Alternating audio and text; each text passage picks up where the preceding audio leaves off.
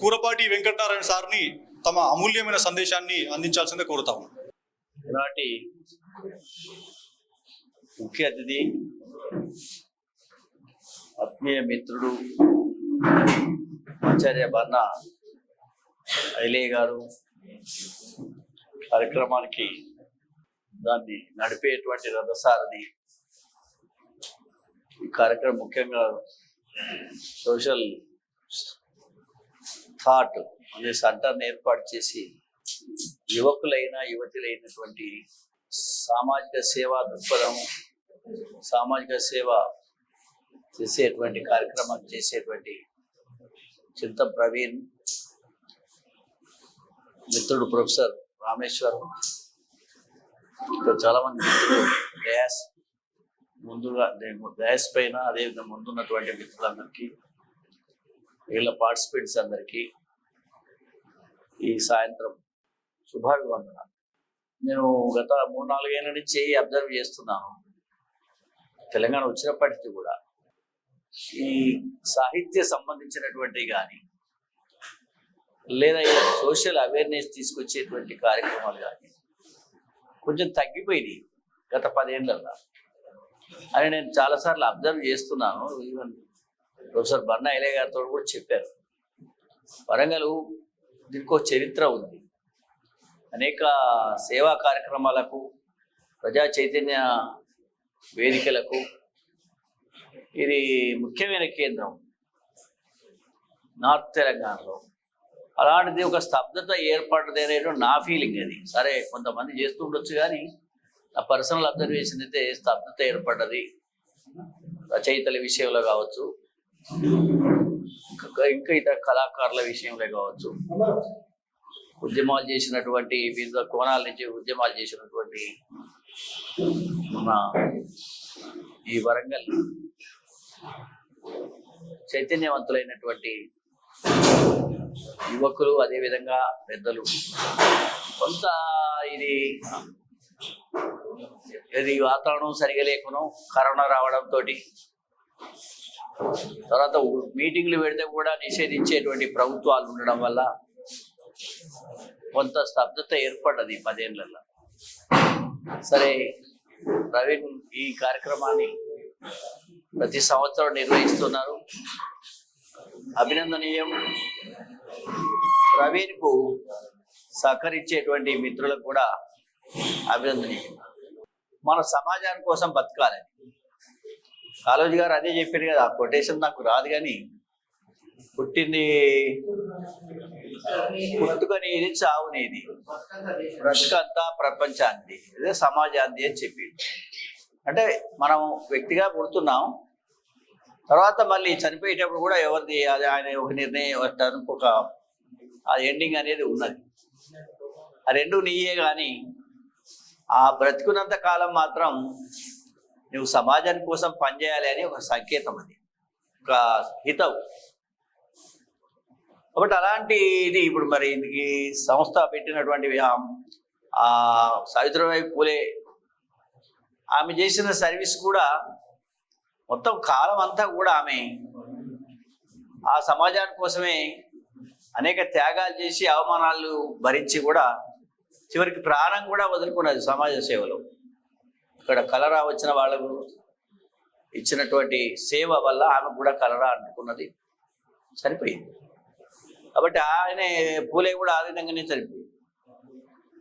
కాబట్టి వాళ్ళు సేవ చేస్తూ కూడా వాళ్ళ ప్రాణాలు త్యాగం చేసినటువంటి అది ఉంది. అయితే ప్రవీణ్ చెప్పుకుంటుండే కదా, ప్రతి వాళ్ళకు కూడా సమాజం కోసం బతకాలి అనేది. కానీ కొటేషన్ ఏంటంటే చదువు చాలా ముఖ్యమైంది అని చెప్పాడు. అందరికీ చదువు చాలా ముఖ్యమైంది, అందరూ చెప్తున్నాం, కరెక్టే. కానీ మనం ఇండియాలో చూస్తే చదువుకున్న వాళ్ళకున్నంత స్వార్థం చదువు లేని వాళ్ళకైతే లేదు. స్వార్థం అంతా కూడా వీళ్ళకి ఈ సెక్షన్కే ఎక్కుతున్నది. మనం చూస్తున్నాం కదా, రాజకీయ నాయకులు మన శిష్యులు అయి ఉంటారు. మా దగ్గర నేను నేర్చుకున్నారు ఆర్ట్స్ కాలేజీలో, వాళ్ళ తర్వాత లీడర్లు అయ్యారు, మంత్రులు అయ్యారు. కానీ వాళ్ళు చేసిన కథలన్నీ చూసినాం కదా, వాళ్ళు ఏ రకంగా సమాజాన్ని నేర్చుకొని పోయి సమాజాన్ని బాగు చేసినరా లేదా సమాజాన్ని దోపిడీ చేసుకున్నారా అనేది మనం గమనించవచ్చు. అనేక మంది అధికారులు కూడా అయ్యిండ్రు. అది మన స్టూడెంట్స్, డిగ్రీ చేసిన వాళ్ళు, పీజీ చేసిన వాళ్ళు, కానీ 100 కోట్ల ధనవంతులు అయిపోయారు.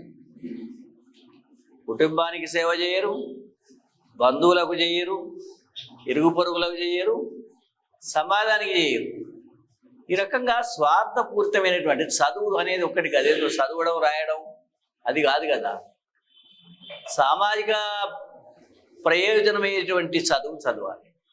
అంటే ఉద్యోగరీత్యా ఈ చదువులు చదవచ్చు. దానికంటే ముఖ్యమైనది ఏంటంటే సమాజం విలువలు, మానవ విలువలు, వాటి గురించి చదివితే, అర్థం చేసుకుంటే, వాటిని ప్రాక్టీస్ చేస్తే అప్పుడు మన చదువుకు ఒక సార్థకత ఉంటుంది అనేది. ఎందుకంటే ఎవరైనా కానీ 50, 60 ఏళ్ళు, 70 ఏళ్ళు, 80 ఏళ్ళు, 90 ఏళ్ళు బ్రతుకుతారు, సంపాదిస్తారు. అనేక మందిని ఎక్స్ప్లాయిట్ చేసి వాళ్ళ పొట్టలు కొట్టి, వాళ్ళ ఆస్తులను కొట్టేసి, వాళ్ళ సంసారాలు కూల్చివేసి సంపాదిస్తారు. కానీ వాళ్ళు సమాజంలో ఏం గుర్తింపు లేకుండా పోయేటువంటిది అయితే చివరికి చూస్తాం. మంచాల పడినాడు ఎవడు ఊళ్ళో వెళ్తే ఒక్కడు చూసిపోయేటోడు రా. కాబట్టి సమాజం గురించి మర్చిపోయి స్వార్థాన్ని పెంచుకొని మెటీరియలిస్టిక్గాని మనం ఎదగాలి అనేటువంటి లక్ష్యం పెట్టుకున్నాం. కాబట్టి ఇదంతా చదువు, వెనకటి నుంచే చదువు.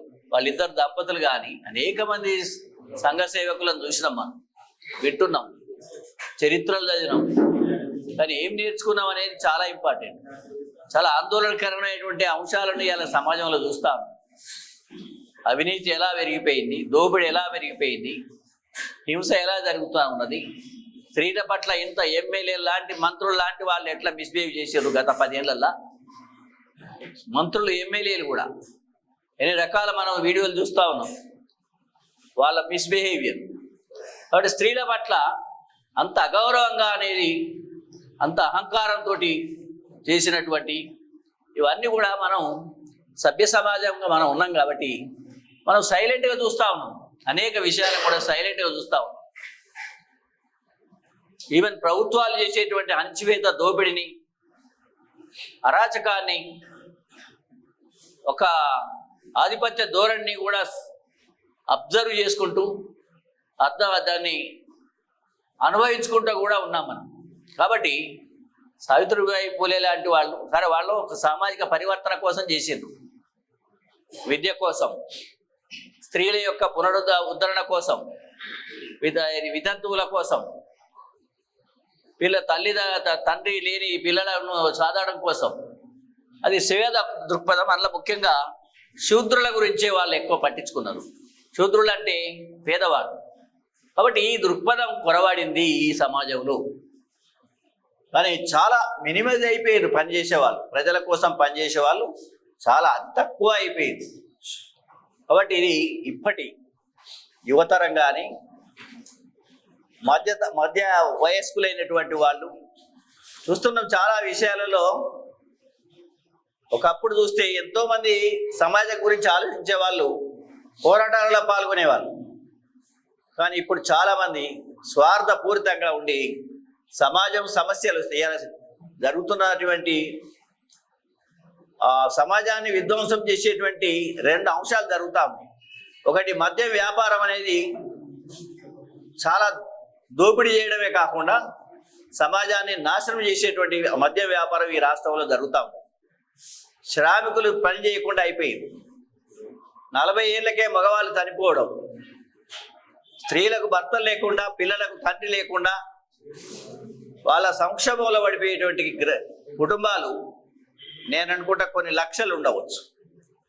మరి దీని మీద ఆ ధూపగుంట నుంచి ఆమె నెల్లూరు నుంచి పెద్ద ఉద్యమం చేశారు, సారా ఉద్యమం. ఇంత దోపిడీ జరుగుతూ ఉన్నది, ఇంత విధ్వంసం జరుగుతా అని ఒక్క మాట మాట్లాడే వాళ్ళు ఎక్కడ ఉన్నారా? కొన్ని మాట్లాడితే దాన్ని సహకరించి ఒక ఉద్యమ రూపంలో తీసుకొద్దాయనే వాళ్ళు ఉన్నారా? లేదు. ప్రభుత్వ విద్య అంతా విధ్వంసం జరిగింది. 25 ఏళ్ళ నుంచే మొదలైంది విద్యారంగం. ప్రభుత్వ పాఠశాలలు, ప్రభుత్వ జూనియర్ కళాశాలలు, డిగ్రీ కళాశాలలు, యూనివర్సిటీలు, ప్రజలకు ముఖ్యంగా పేద వర్గాలకు కావాల్సిన విద్య అంతా కూడా సర్వనాశనం చేయబడ్డది. 20 ఏళ్ళ 25 నుంచి మొదలు పెడితే గత 10 ఏళ్ళలో మొత్తం పటాపంచలైపోయింది. దాన్ని మళ్ళీ తిరిగి పునరుద్ధరణ చేయకుండా జరిగేటువంటి అంత విధ్వంసం జరిగింది. ఎవరైనా మాట్లాడినావా? కాబట్టి వాళ్ళను మనం ప్రతి సంవత్సరం పోయి విగ్రహాల దగ్గర కూర్చొని సాధిస్తాం, వాళ్ళ ఆశయాలను కొనసాగిస్తాం. అది ఆత్మవంచన చేసుకునేటువంటి మాటలు మాట్లాడడం అనేది జరుగుతాం. పాటించాలని నేను మనవి చేస్తున్నా. కొంతనన్నా మన వ్యక్తిగత అభివృద్ధికి ఎలాంటి నష్టం జరగకుండానే న్యాయంగా ఆ విధంగా వాళ్ళు చెప్పినటువంటి సిద్ధాంతాలను ఇప్పుడు ఎక్కువైనాయి. ఇంతమంది శేష అంటుండే ఆమె అప్పుడు ఏవైతే ప్రశ్నలు సమస్యలని లేవనెత్తిన భార్యాభర్తలు, ఆ సమస్యలు కంటే ఇంకా అనేక సమస్యలు వచ్చినాయి ఇప్పుడు సమాజంలో. ఆయన ఇది మనం పెద్ద చదువుకున్నాం, 75% లిటరేచర్ ఉన్నది, లిటరేట్స్ ఉన్నాం, అందరం చాలా మంచిగా మధ్యతరగతి కుటుంబాలు ఎక్కువైపోయినాయి, అన్ని వసతులు వచ్చేసినాయి, అన్ని రకాల సౌకర్యాలు వచ్చేసినాయి అని మనం ఎంతో మురిచిపోతున్నాం. నాగరికత బాగా ఎదిగిపోయింది అని చెప్తున్నారు. కానీ నాగరికత ఎదిగింది అనేది నేను అనుకుంటలేను. ఇంకా డిగ్రేడ్ అయ్యింది. క్వాంటిటేటివ్గా పరిణామాత్మకంగా అది పరిమాణాత్మకంగా పెరగవచ్చు, కానీ గుణాత్మకంగా మొత్తం మనకు ఉన్నటువంటి విలువలన్నీ నాశనం అయిపోయినాయి. సామాజిక విలువలు, మానవ విలువలు, ఒక సౌభాతృతో ఉండేటువంటి విలువలు, ఎదుటి వ్యక్తులను కనీసం మనం మర్యాద ఇచ్చేటువంటి స్థాయి, ఈక్వల్ స్టేటస్ ఇచ్చేటువంటి ఆలోచనలు తగ్గిపోయినాయి. కాబట్టి ఇలాంటివి పెట్టినప్పుడు కనీసం మనం ఒకసారి రివ్యూ చేసుకొని మన సమాజాన్ని ఏ విధంగా పునరుద్ధరణ చేయాలి, మార్పు తీసుకురావాలనే దాంట్లో మనం భాగస్వామ్యం కావాల్సిన అవసరం అయితే ఉన్నది. అంత డేంజర్ సిచ్యువేషన్లో ఇవాళ మన సమాజం ఉన్నది. ముఖ్యంగా తెలంగాణ.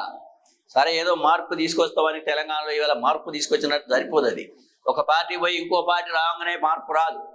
అనేకమైనటువంటి మౌలికమైన సమస్యల మీద ఒక స్పష్టమైనటువంటి మార్పు రావాలి, గుణాత్మకమైన మార్పు రావాలి. స్త్రీల పట్ల ఇది చేసేటువంటి అత్యాచారాలు ఆగిపోవాలి, రైతుల ఆత్మహత్యలు ఆగిపోవాలి, కుటుంబాలే ఆర్థిక సంక్షోభం నుండి ఆత్మహత్యలు చనిపోయినటువంటి కుటుంబాలను నేను గత 10 ఏళ్ళ నుంచి చూసిన. అదేవిధంగా ఈ హింస అనేది జనరల్గా జరిగే ఈ హింస మీద, తర్వాత ప్రభుత్వం యొక్క అణిచివేతలు, అదేవిధంగా సామాజిక న్యాయం, ఇవన్నీ మారినప్పుడే ఒక గుణాత్మకమైన మార్పు వచ్చినప్పుడే మన పరిపాలన కూడా మార్పు వచ్చినట్టే. కానీ ఇక చంద్రబాబు పోయి చంద్రశేఖరరావు వస్తే, చంద్రశేఖరరావు పోయి ఇంకెవరైనా వస్తే అట్లా అది మార్పు అనబడదు. కాబట్టి ఈ సమాజంలో ప్రతిసారి వచ్చేటువంటి ఈ ఉపద్రవాలు, ప్రతిసారి వచ్చేటువంటి ఒక సంక్షోభాలను, వాటి నుండి ప్రజలను రక్షించడానికి మనం మేధావులు లాంటి వాళ్ళు, మేధావులు అంటే ఏదో ముసలోళ్ళు అయిన వాళ్ళు 70 ఏళ్ళు 80 ఏళ్ళు ఉన్న వాళ్ళు మేధావులు కాదు. పనిచేసి ప్రజల కోసం పనిచేసి, ప్రజల కోసం ఆలోచించి, ప్రజల కోసం రచించి, ప్రజల కోసం తప్పించేటువంటి ప్రతివాడు కూడా మేధావి అవుతాడు. కాబట్టి మేధావి వర్గం అనేది చైతన్యంగా ఉండాలి. ఏమంటాం మనం, సివిల్ సొసైటీ అంటే పౌర సమాజం ఎప్పుడు కూడా చైతన్యవంతంగా ఉండాలి. అదే వాళ్ళు చెప్పారు. అనేక సమస్యల మీద పోరాటం చేసిండ్రు, అనేక విషయాల మీద, మద్యం వ్యాపారం మీద పోరాటం చేసిండ్రు, రైతుల సమస్య మీద పోరాటం చేసిండ్రు, కార్మికుల సమస్యల మీద పోరాటం చేసిండ్రు, అనేక సామాజిక ఇష్యూస్ మీద వాళ్ళు పోరాటాలు చేసిన. కానీ ఇప్పుడు ఆ పోరాటాలు మాయమైపోయినాయి. కాబట్టి సరే ఇలాంటి సభలు పెట్టుకుంటాం, స్ఫూర్తి పొందుతాం, అన్ని చదువుతాం, చరిత్రలు ఏదో కాంపిటేటివ్ ఎగ్జామ్స్ కోసమే చదువుతాం, కానీ మనం దాన్ని ఆచరించడానికి చదువుతలేము. అంటే దాన్ని ఆన్సర్స్ రాస్తాం బాగానే, కానీ ఆన్సర్ రాసింది కనీసం మన అక్షరాలు మన చేతులతోటే రాసినాం కదా, ఆయన పాటించవు. కాబట్టి ప్రవీణ్ లాంటి వాళ్ళు ఈ ప్రోగ్రాం పెట్టినప్పుడు దీని యొక్క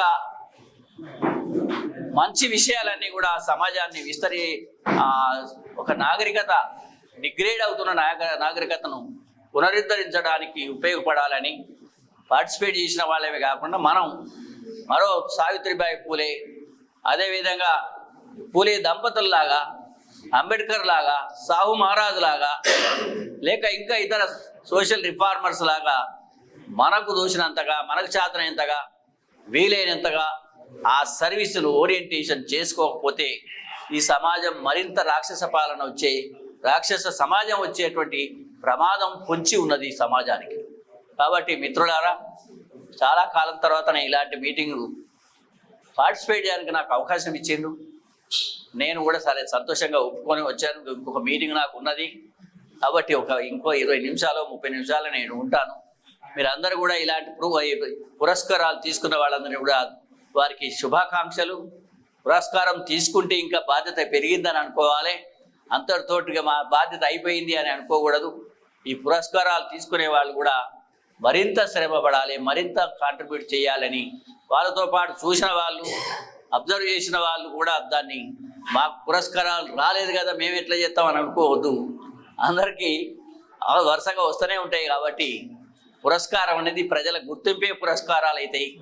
కాబట్టి నాకు ఈ అవకాశం ఇచ్చినందుకు చీఫ్ గెస్ట్గా మన్నా ఐలయ్య గారికి, అదేవిధంగా నిర్వాహకులైనటువంటి ప్రవీణ్కు, డాక్టర్ ప్రవీణ్, చాలామంది మిత్రులందరికీ కూడా, పార్టిసిపెంట్స్ అందరికీ కూడా సవినయంగా నమస్కారాలు తెలియజేస్తూ నాకు ఈ అవకాశం ఇచ్చినందుకు ధన్యవాదాలు తెలియజేస్తూ ముగిస్తాను.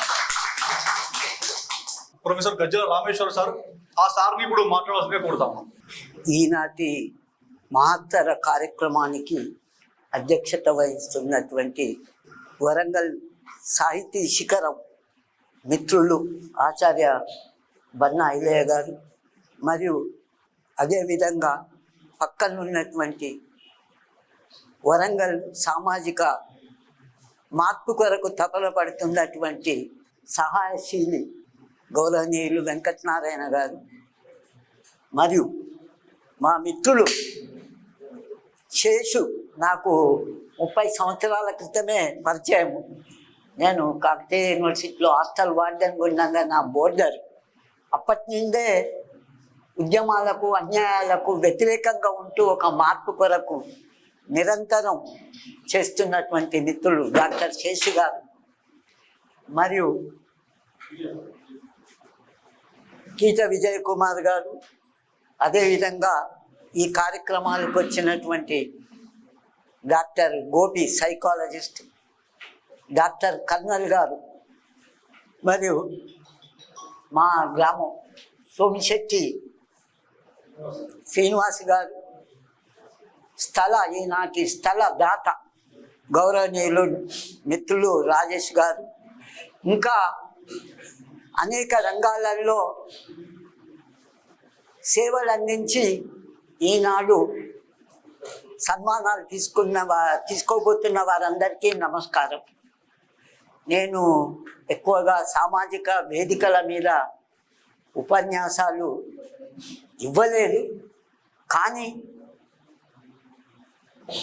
ఇదే ప్రథమం. మిత్రులు ప్రవీణ్ గారు నేనంటే బాగా అభిమానం. నిన్ననే అన్నారు, ఏం లేదు సార్ రాండి గెట్ టుగెదర్ అన్నారు, కానీ ఇన్ని కార్యక్రమాలు ఇవ్వండి అంటే నేను కొంచెం కట్టెలు పట్టుకురాకుండా చిన్న చీపురు పుల్ల లాంటి మాదిరిగా తయారై వస్తును. అయినా తయారు కావాల్సిన అవసరం లేదు, ఎందుకంటే మీ అందరినీ చూసినాక పలు రంగాలలో నిష్ణాతులు మిమ్మల్ని మీరు చేసిన సేవలను చూస్తే తప్పనిసరి మాట్లాడాలి. మాట్లాడకపోతే ఇటు పక్క కూర్చోవడం వేస్ట్. అందులోని భాగంగా సాధనలు, మానవుడు సంఘజీవి కాదు, సంఘజీవి పదం కొట్టేసేయాలి. సంఘవాసి, సంఘంలో అటు ఇటు తిరుగుతాడు. సంఘజీవి అంటే నీకు నాది ఇవ్వాలి, నేను నీకేమన్నా అయితే అది ఇది. ఆ పల్లెటూరులో కూడా బాయిలో పడ్డా అంటే ఉరికొత్తాడు బామర్దిగా అని వచ్చి వాడిని తీస్తా అంటాడు. ఇప్పుడు అది లేదు, వాళ్ళు అక్కడ కింద పడితే చూసుకుంటా పోతా అంటాడు. అందుకని ఫోటోలు తీసి ఇంకా పెడతాడు. మనిషి సమాజవాసి. సమాజం అంటేనే అనేక సమస్యల పుట్ట. ఈ పుట్ట లోపట, ప్రపంచం లోపట, ప్రతి దేశంలో సామాజిక వ్యత్యాసాలు ఉంటాయి. అదేవిధంగా మన దేశంలో ఉన్నటువంటి వ్యత్యాసాల గురించి మహోత్తరమైనటువంటి సామాజిక మార్పు చేయడానికి పుట్టినటువంటి వాళ్ళే కారణ జన్ములు అని నేనంతా, మరి మీరు ఒప్పుకుంటారో లేరో మరి నేనైతే ఆ ఫిలాసఫీ ప్రకారంగా ఉన్నటువంటి జ్యోతిరావు పూలే గారు, సావిత్రిబాయి పూలే గారు వాళ్ళని కారణ జన్మలుగా ఆ తరమే సాక్రిఫైస్, వాళ్ళు జీవితాలను అర్పించిండ్రు, దేన్ని ఆకాంక్షించలేదు. ఈరోజు అంటే పేరు ప్రఖ్యాతుల కొరకు, పేరు ప్రఖ్యాతులు ఏంటి అండి, చెదల పుట్ట తగి ఉండగానే పుట్ట వస్తే 2-3 రోజులకు అది పోతేనే ఉంటుంది. పేరు ప్రఖ్యాతుల కొరకు సమాజంలో మన ప్రవీణ్ కూడా అన్నాడు, సమాజంలో సేవ చేస్తే ఏదో సున్నం వేసినట్టు అంటాడు. తప్పు. సమాజానికి పట్టించుకోవడం అని కాదు, వేల కళ్ళు లక్షల కళ్ళు ఉన్నాయి. ఈనాడు సావిత్రిబాయి పూలే గారి మనం మాట్లాడుకుంటున్నాం అంటే లక్షల గళాలు వేల కళ్ళు ఉంటేనే ఉంటుంది. ఎందుకు ఆ కళ్ళు అనేది? విలువల కొరకు, త్యాగం కొరకు, ఒక సామాజిక మార్పు కొరకు, చైతన్యం కొరకు. సామాజిక చైతన్యం కొరకు ఉండేటోళ్ళు దేన్ని ఆశించారు? వెలివేత. అసలు సామాజిక మార్పు రావాలంటేనే ఎన్నో, ఒక శిల్పం మాదిరిగా ఎన్నో మార్పు దెబ్బలు తింటేనే, ఎన్నో రుగ్మతలు ఆమెని వెలివేసిండ్రు. తను చెప్పాడు, ఇవాళ నేను శేషు గారి ఆర్టికల్ చదివి వచ్చాను ఇంత మునిపే. ఇందులోనే భాగంగా సమాజం లోపల చైతన్యము, తపన, మార్పు అనేది లేకపోతే ఏ సమాజమైనా కానీ అది నాశన పదంలో ఉంటుంది. అందులోని భాగంగా మనము సావిత్రిబాయి పూలే గారి యొక్క చైతన్యాన్ని మనం స్ఫూర్తిని తీసుకొని మనం ముందుకు పోవాలి. ముందుకు పోవాలంటే మాటలు కాదు, ఫస్ట్ చేతన్ అనేది చేతన్ చింతన్, ఈ రెండు అయినప్పుడే ఒక కార్యరూపంలో ఉంటుంది. ఆ కోణంలో ఆలోచన చేయాలి. ఈనాడు అందుల పాఠశాల నడిపిస్తుందంటే నిజంగా I'm highly salute to her. ఎందుకంటే అది అట్లా చేయడం అనేది, ఎందుకంటే వాళ్ళది దాని మీద నేను సైకాలజిస్ట్గా నేను వర్క్ చేశాను, స్పెషల్ ఎడ్యుకేషన్ మీద. ఆమె పేరు కొరకు చేయడం లేదు, తన యొక్క మార్పు అంటే కొలమానం కాదు, ఏ క్వాలిటేటివ్ సర్వీసెస్ని ఉన్నది. కాబట్టి మనము ఇప్పుడు వీళ్ళందరూ వెంకటనారాయణ సార్ ఒక రాజకీయ రంగంలో విలువల గురించి సమాజంలో ఉండాలని చేసే ఒక కోణాన్ని మనం స్ఫూర్తిగా తీసుకోవాలి. ఎడ్యుకేషన్ ఒకటి, సోషల్ సర్వీస్ ఒకటి, ఓల్డ్ ఏజ్ ఒకటి, ఈ వికలాంగులు ఒకటి, అనాథలు ఒకటి. ఇక్కడ ఇంతమంది వాళ్ళు కరోనా పీరియడ్లో బ్లడ్ డొనేట్ చేసిందంటే మామూలు విషయం కాదు. ఇక్కడ ఒక ఆ సమాజ కన్సర్న్, ఆ తపన అనేది ఉన్న వాళ్ళందరికీ, మీ అందరినీ నిజంగా కూడా నేను మీరు చేసిన సేవల్ని స్ఫూర్తిగా తీసుకుంటున్నాము. అదేవిధంగా కూడా ఈ యొక్క ఈరోజు ప్రథమంగా సావిత్రిబాయి పూలే గారి జన్మదిన సందర్భంగా మాట్లాడడం కూడా, నేను ఒక బీసీ వ్యక్తిగా కూడా నా జీవితం కూడా ధన్యమైంది అనుకొని ఈ అవకాశం ఇచ్చిన మీ అందరికీ మరొకసారి నమస్కారం. సమావేశానికి ఇచ్చేసిన పెద్దలు, ప్రొఫెసర్లు వెంకటనారాయణ గారు, బన్నా ఇలయ్య గారు, రామేశ్వరం గారు, కేద విజయ్ కుమార్ గారు, మరియు మిత్రులందరూ అందరికీ నమస్కారం. ప్రవీణ్ జీ, వెంకటనారాయణ గారు మన వరంగల్కి అంటే ఒక టవరింగ్ పర్సనాలిటీ. అట్లనే శేషన్న అంటే మా ఇద్దరికి 1-2 సార్లు ఏదో కలిసినట్టున్నాము. అంటే ముందు తరం వాళ్ళు ఏదైనా ఆర్టికల్ చదివితే మనకు పేపర్లో వస్తే వెంకటనారాయణ గారి ఆర్టికల్ వస్తుంటుంది, ఐలయ్య గారి ఆర్టికల్ వస్తుంటుంది. ఇప్పుడు శేషన్న ఆర్టికల్, ఇట్లా వీళ్ళు నెక్స్ట్ జనరేషన్ సోషల్ రిఫార్మర్స్ అని నేను అనుకుంటా. అయితే నేను ప్రైవేట్ సెక్టార్లో ఉన్నా. వెంకటనారాయణ గారు చాలా మంచి అంటే ఒక వ్యూ ఇచ్చి వదిలారు వాళ్ళు. అంటే సమాజంలో ఏం జరుగుతుంది, ఏం చేంజ్ జరుగుతుంది అనేది. నేనేమనుకుంటా అంటే ఈ కమర్షియల్ వరల్డ్ మనుషులకు అలవాటు అయిన తర్వాత సామాజిక స్పృహ తగ్గిపోతుంది సహజంగా. ఫర్ ఎగ్జాంపుల్, ఇప్పుడు నేను 10th క్లాస్ తర్వాత నాకు ఒక ఆప్షన్ ఉండే, అయితే ఊరికి పోయి వ్యవసాయం చేయాలి, లేకపోతే ఇక్కడ ఉండాలంటే ఇక్కడ ఉండడానికి నాకు ఛాన్స్ లేదు. ఎందుకంటే మా నాన్న ఫీజు కట్టే పరిస్థితి లేదు. నేను ఆలోచించిన, ఫీజు చదువుకోవాలంటే ఫీజు కట్టాలి అంటే బాబు చెప్పిండు, బాబు నువ్వు వచ్చి వ్యవసాయం చేసుకో, నీకున్న ఆప్షన్ అది. సో అప్పుడు నేను డిసైడ్ చేసుకున్నాను, ఎనీ కాస్ట్ నేను I should not go to my village. So నాకున్న ఆప్షన్ ఏంటి? ట్యూషన్ చెప్పి కాలేజ్ ఫీజు, రూమ్ రెంటు అవి సర్వైవల్ కోసమని నేను ట్యూషన్ చెప్పడం మొదలెట్టిన. ఒక 4-5 ఇయర్స్లో ఆ సినారియో అంతా మారిపోయి నేను ఒక ఇన్స్టిట్యూషన్ ఎస్టాబ్లిష్ చేసుకునే స్టేజ్కి వచ్చిన. అయితే ప్రైవేట్ సెక్టార్లో లాస్ట్ 25 ఇయర్స్లో నేను చూసినటువంటి కొన్ని ఎక్స్పీరియన్సెస్ మీకు చెప్తా. ఒక ఇన్సిడెంట్, ఇక్కడ జూలైవాడలో ఐడియల్ స్కూల్ అని ఒక స్కూల్ ఉంటుంది. అక్కడ ఒక ముసలమ్మ చాక్లెట్లు అమ్ముకుంటుంది ఇంటర్వెల్ బ్రేక్, లంచ్ బ్రేక్లలో పిల్లలకు. ఆమెకు ఒక చెత్త బుట్టలో ఒక పిల్లాడు దొరికిండు. ఆ చెత్త బుట్టల పిల్లాడు దొరికితే ఆమె పిక్ చేసుకున్నది వాడిని. ఆమెకు ఎవరు లేరు, భర్త లేడు, ఎవరు లేరు. సో వాడిని పెంచడం మొదలెట్టింది. 5th క్లాస్ ఆ స్టేజ్ దాకా ఐడియల్ స్కూల్ అని చదివించుకున్నది. 6th క్లాస్కి వచ్చిన తర్వాత ఆమెకు ఎవరో చెప్పిండ్రు రామన్ స్కూల్ మంచిగా ఉంటుంది, అక్కడికి పోమ్మ నువ్వు అంటే ఆమె ఎండాకాలంలో అడ్మిషన్ కోసం అని వచ్చింది.